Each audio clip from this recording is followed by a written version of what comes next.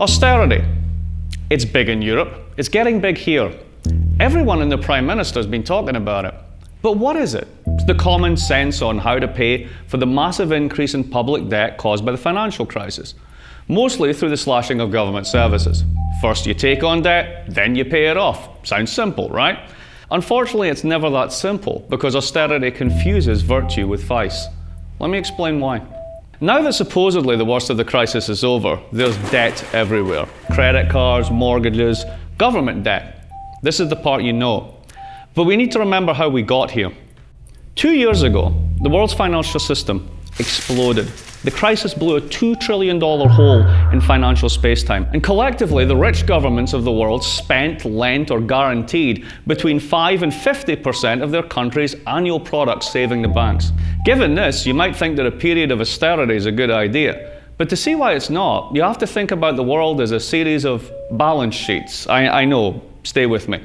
Whether you're a person, a household, a firm, or a state, you have assets and liabilities. A balance sheet. Before the crisis in 2008, everyone took on a lot of debt. Back then, it made sense for many of us to take on debt. For example, the bottom 40% of the US income distribution hasn't had a real wage increase since 1979. Really, that's true.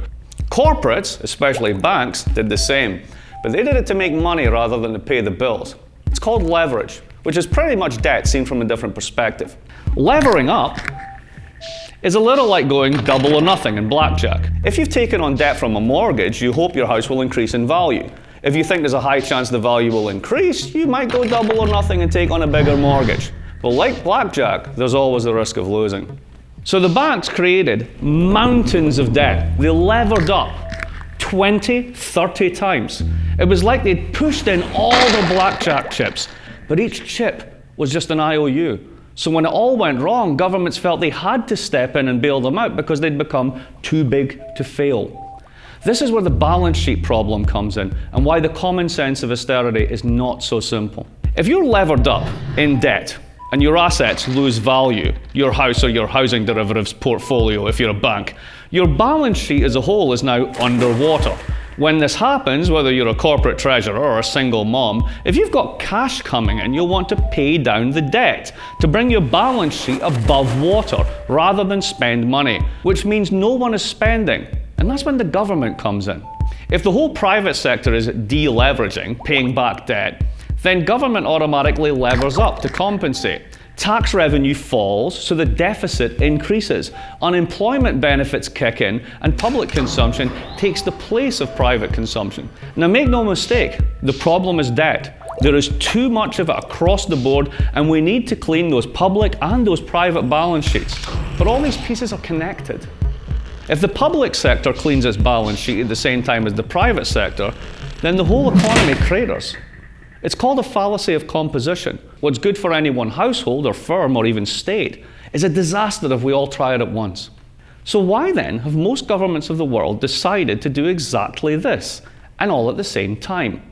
Well, remember that $2 trillion hole in space-time? The answer is that someone has to pay for it, and no one, especially the banks, wants to. So governments have to either increase taxes, difficult, or slash services, easier, especially when the policy has the common sense ring of virtue about it. Austerity, the pain after the party.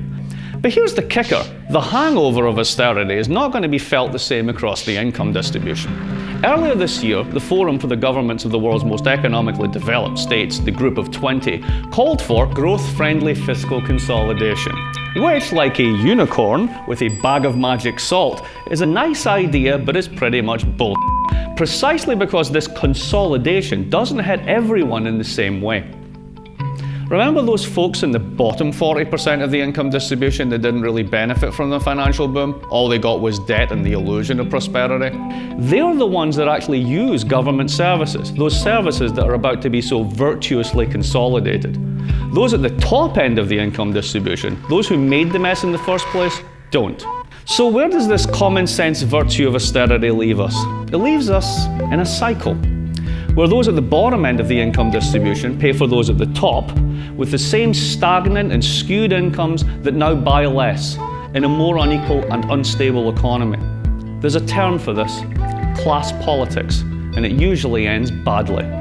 This common sense of austerity, of reducing public debt all at once through slashing services, involves a question of equity. Who pays and who doesn't?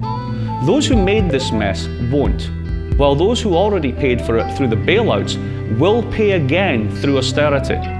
This is why austerity is not common sense. It's a nonsense, and a dangerous one at that.